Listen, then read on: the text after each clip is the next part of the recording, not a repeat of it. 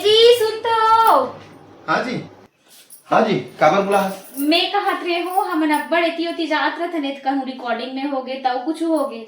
हाँ। तब मैं कहत रहे हो कि धूल धुआं आँखी में पड़थे और साथ ही साथ अब्बड़ घाम पड़ जाथे त आँखी मन जलथे त चल ना चश्मा लेबर जाबो।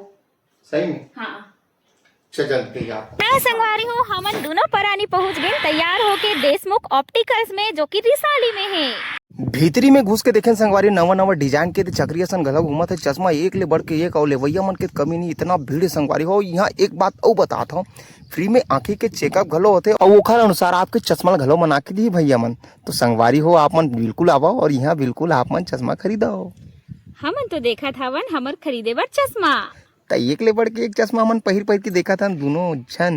और मोला देख के ये दे साहब हलो मटमट ले पहिन ले हवे चश्मा ला और नहीं खरीदो कहातरी से तहु खरीदे बर मजबूर हो गए। काबर की चश्मा वैसने है।